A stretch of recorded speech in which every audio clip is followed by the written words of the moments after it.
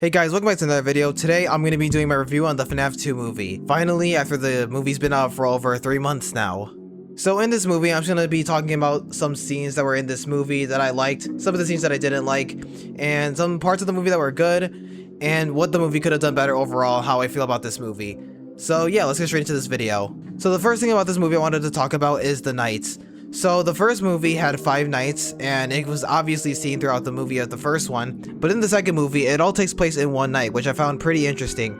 I thought it was kind of weird that it took place in one night, but since it was FNAF 2, I guess it's fine, because the first FNAF movie, I feel like it'd be more accurate to FNAF rather than the second one, so I feel like it would make more sense that the second game would take place in one night, since most modern FNAF games do end up taking place in one night.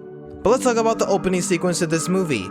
I thought it was a very great opening sequence. I don't think it was better than the first one. The first one will always be better. I feel like it will always be the best opening scene to a FNAF movie. I don't know if any other FNAF movie will top the one in the first one, but the second one was also pretty good.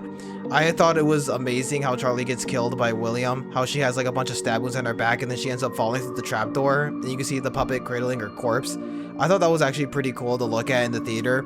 I feel like it just gave a lot of chills down people's spines when they first saw this in the movie. I thought it was really surprising that they were actually going to show blood on a child in a movie. I thought that was really surprising, but it was kind of weird because after William grabbed the kid and took him away to the kitchen, he was just on the ground unconscious while William was just cleaning his knife. It didn't really make any sense why he was cleaning his knife even though it wasn't even dirty in the first place. He didn't stab the child because the kid seemed completely okay after Charlie picked him up and brought him back to the main area. It was honestly kind of weird, that part. It didn't really make any sense, but I thought it was pretty cool though. I also really liked that we got to see Spring Bonnie in action, but this time it is an unwithered version of the Yellow Rabbit suit from the first movie, because we only saw it in the form of a photo, but in the second movie we actually saw William in action trying to kill a child, and that child ended up being saved by Charlie. But I thought it was very cool how we finally got to see something really unique. In a FNAF movie, we actually get to see the past of when the pizzeria was actually running. I thought that was really cool, where we saw the pizzeria running. I don't think we've ever seen an actively running pizzeria in anything like FNAF related before, so I think this is a really cool way to show it in the second movie. I thought it was pretty cool. I also kind of like the suspenseful part of Charlie running away with the kid in her arms while William was chasing behind her with a knife. That was really cool. I feel like that was an awesome scene, watching him walk down the hallway. It was really suspenseful and dreadful, but he was going really slowly, which is something that I find kind of unrealistic. And it was also pretty unrealistic how a child was holding another child. I don't think any kid is strong enough to pick up another kid like that and run away, running a grown man, but it's still pretty cool. And also, I really think the relationship between Mike and Vanessa was also pretty cool. I like that they seem to be more like friends, have a stronger bond than the first movie. But obviously, it doesn't really turn out pretty well. By the end of the second movie, he kind of loses trust in her because she always gets Abby in danger. And then Vanessa ends up getting possessed by the puppet. I thought it was okay towards the middle of the movie. I just thought it was kind of weird how Mike was trusting her at first, but then by the end of the movie, he didn't really trust her anymore. But I think it was fine. I just find it weird how he trusted her until the very end, which was kind of a weird switch up. I thought it was kind of weird that they did that. I don't know why they did it, but I can see why, because Vanessa's always getting Abby in danger, so it wouldn't make sense for Mike to not trust her anymore. But I did think it was a little weird when I first saw it in the theaters. But then again, I kind of find it weird because she was the reason why he ended up in danger in the first movie, so I don't know why he would continue up on with her in the second movie if he was going to end up, switching up on her anyways. But I still thought it was fine for the second movie. I also really like the introduction of Michael Afton in this movie. I find it weird that there's 2 Mikes in this universe. For some reason, there's 2 Michael Aftons. There's also 3 Kellen Goffs, 2 Matt Pats, and maybe 2 Dakos. But I find it really weird how there's 2 Michaels in this movie, but I still think it's pretty cool. I keep saying this, I don't know why. The next thing I want to talk about was that sequence with all the ghost reporters entering the abandoned FNAF 2 location, getting a tour from Michael. That was pretty awesome. That was an awesome scene. They were obviously doing a mirrored version of the kill scenes from the first movie when all those people broke into the location to try to vandalize it. And Max was stayed behind in the car while they were all inside getting killed by the animatronics. I like how they kind of redid that with the second movie, but with the FNAF 2 animatronics. Interestingly though, the toy animatronics weren't active except for Mangle. Really, the only and the only characters that were kind of active were those mini puppet things in the river, which I thought were weird because they weren't even animatronics. They were statues, yet they somehow managed to activate and kill one of the guys. It just didn't make any sense to me. I thought it was kind of weird and really unrealistic. Like, I don't know how the heck they all managed to teleport to the water, and they somehow multiplied from like 8 of them to 100. That just made no sense at all. I don't know how they killed him either. They somehow managed to pull him underwater, even though they're literal statues. They're not even animatronics. I don't know how they managed to move, but they still managed to kill him somehow. I thought it was really weird. And also the puppet, it was awesome. I like the idea of Charlie being soothed by a music box. Is probably the reason why she doesn't attack us in FNAF 2, is because of that music box, and it would explain why she doesn't attack you until the music box fully unwinds. I feel like that's a perfect explanation, and I really liked the idea of that being the main reason why she doesn't attack until the music box goes off in the second FNAF movie. And I thought that Mangle scene was really cool. How Mangle grabs that guy, drags him up to the ceiling, and then rips his body parts and then throws it onto the floor. That was so insane to see in the theaters. That was, oh my gosh, that was an insane scene. And then when Michael comes downstairs and then sees one of the girl, I forgot her name, I'm sorry, I forgot her name. When she ends up being possessed by the puppet kind of crawls inside of her body and uses it as a suit. Kind of similar to what Ennard did with Michael in the sister location and start chasing after him like a spider. That was just so insane. That was some Mimic level stuff right there. I was not expecting to see something like that in a FNAF movie, and I remember it being leaked too. But I thought that was something incredibly insane for a FNAF movie. I would have never thought of that. And I also really liked how her face kind of changed to the puppet's face to kind of show that Charlie's possessing the puppet who was inside of the girl. That kind of starting to act like a spider. I have no idea what I'm saying now. But I thought that was a really cool scene, how it kind of chased them out, and then Michael Afton says, "Welcome back, Charlie." That was pretty cool. Also, guys, there was a voice line said by Charlie in the movie that was referencing Ultimate Custom Night. I thought that was really cool, and I was genuinely not expecting to hear an Ultimate Custom Night reference in the second movie, but that was... Wow, I was not expecting there to be a lot of... There was a lot of references in this movie. There was a lot of them. I can't get all of them in this movie, but there was an Ultimate Custom Night reference that was said by Charlie before she killed the girl. I forgot the girl's name, but yeah, there was a Ultimate Custom Night reference, and that wasn't originally planned in the script. I'm pretty sure that was added in by the actor of the girl that gets killed by the puppet. Next thing I want to talk about is the science fair. I think the teacher's name was Mr. Berg, but that was the actor, the same guy who played Dennis Nedry in Jurassic Park. I love Jurassic Park. Yeah, the scene where that dude was just being rude.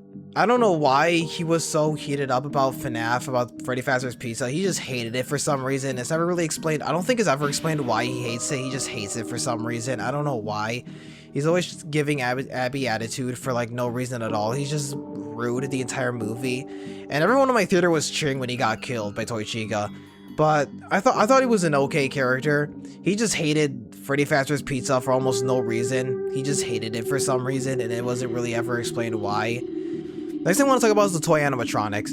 The designs of all the animatronics in this movie, the toys, the puppet, the withered animatronics, I thought they were really, really good in this movie. The designs were absolutely amazing. I would say they're better than the first FNAF movie. They look super game accurate. Very, very game accurate. It looks insane. They even got like the smallest details down, which I thought was really cool. I would say the only criticism is the glowing eyes. I know a lot of fans don't like the glowing eyes. I am not a big fan of it either, but I think it's fine because I feel like it makes them more intimidating or creepy. But I mean, I wouldn't say it makes them creepy, but it does make them very intimidating to see, and it kind of shows how they really are animatronics, not like people in suits. So I am okay with the glowing lights coming from their eyes. The only character in the movie where it made sense was Withered Bonnie, but that was about it. My only criticism with the toy animatronics is that even though their voice actors are really good, Kellen Goff, Matt Pat, Megan Fox as Toy Chica, I'm surprised she did good as Toy Chica. I was really expecting her to do bad because of Natara from Mortal Kombat 1. Her voice acting was terrible in that game, but in the FNAF movie as Toy Chica, she did a really good job, surprisingly. I feel like she absolutely nailed it. Same thing with Kellen Goff and Matt Pat. They absolutely nailed the voices of the characters. They kind of sound like how I would imagine them to sound like.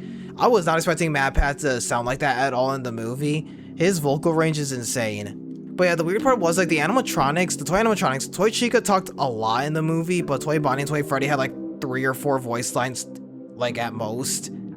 I think Toy Bonnie only had 2 lines the entire movie. He didn't, I don't, yeah, only 2 lines, I'm pretty sure.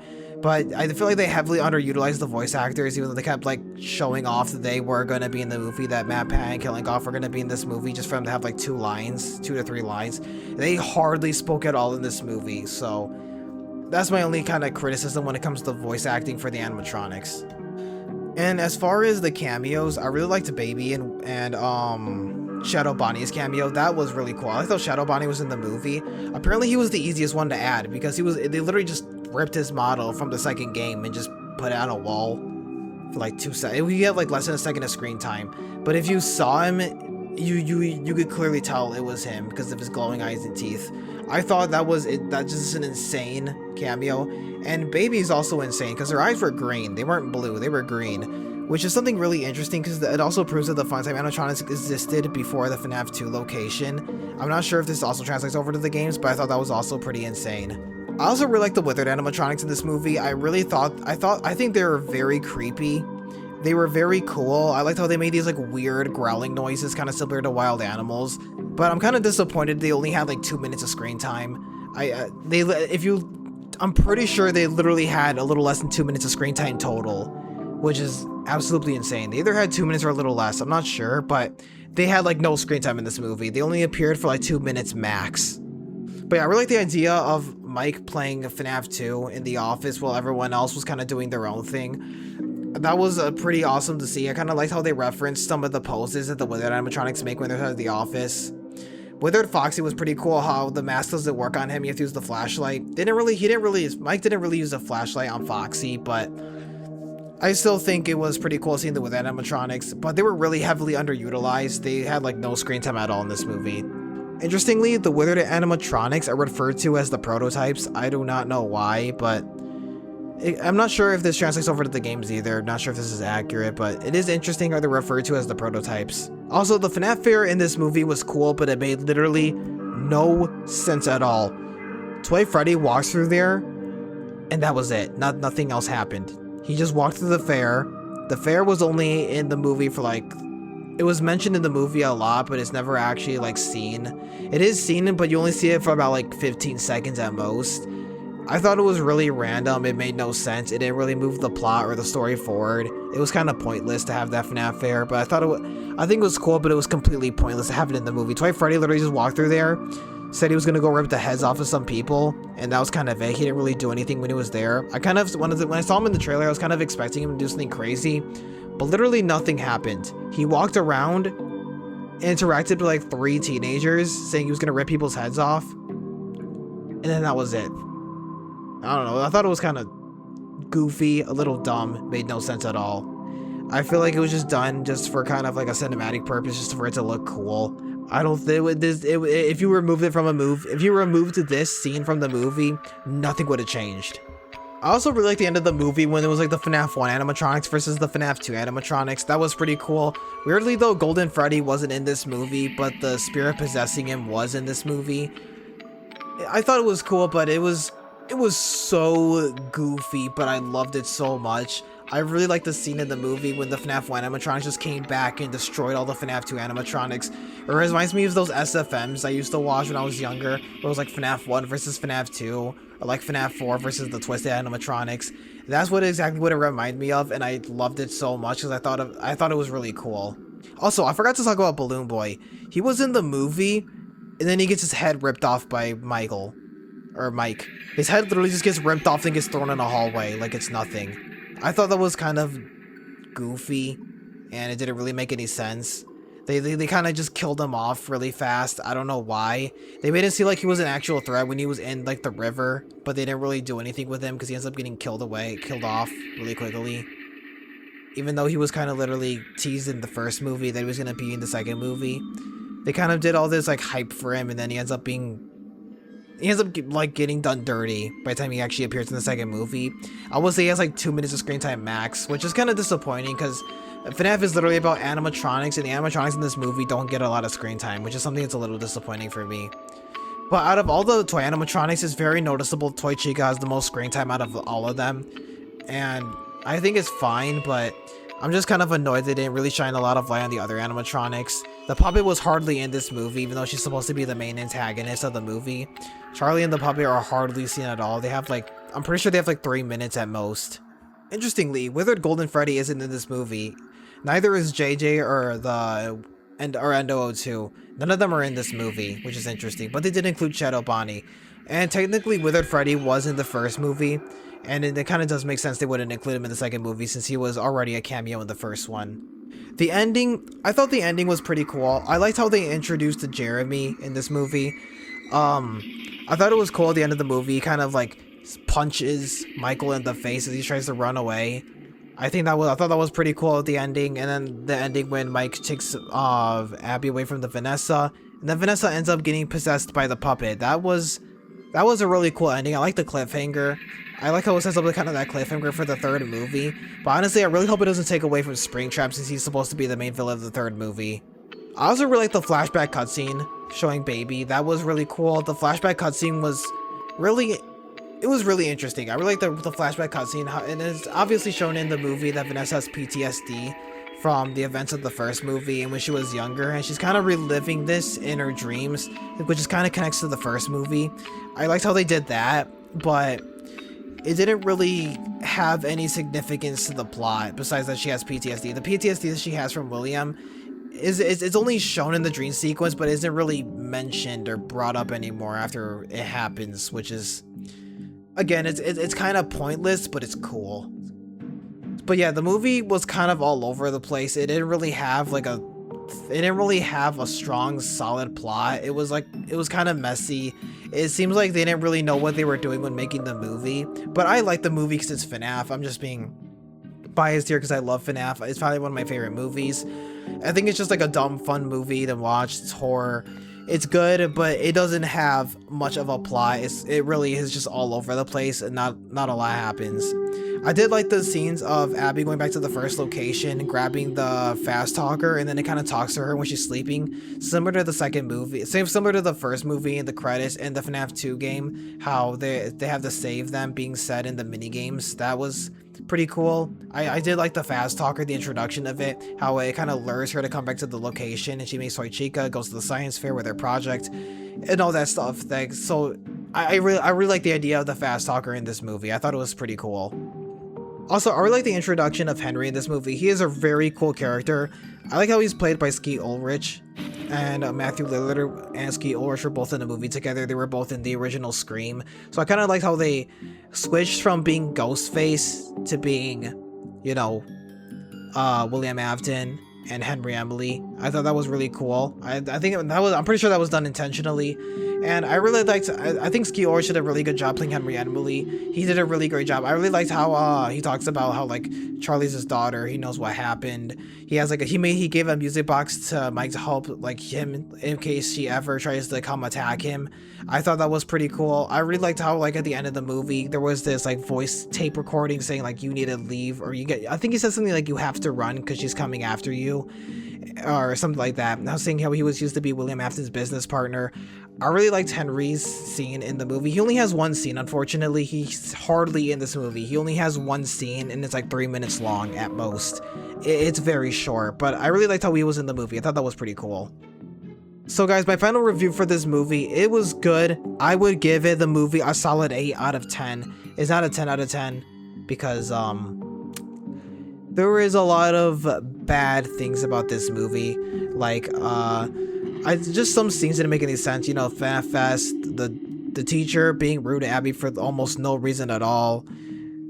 The Mike and Vanessa still being friends despite everything that happened from the first movie. I don't know how they managed to still be friends afterwards.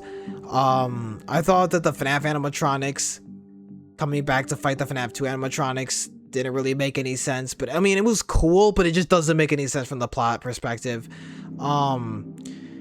Yeah, a lot of things in this movie didn't make any sense. The puppet having like little to no screen time, the Withered animatronics having little to no screen time, Charlie not really, kind of being mostly absent from the movie, though she's supposed to be the main villain. And there was that like Vanessa having PTSD, but it's not really it's not really emphasized past the sequence from that flashback she has in her dream. I thought that was kind of weird. It didn't really make any sense, and it kind of contributes to the reason why the plot's all over the place and nothing makes sense. But overall, I really liked the movie. There was a lot of good things. The designs were amazing. The location was really cool. I really liked the water ride. That was really cool. I like the addition of a water ride.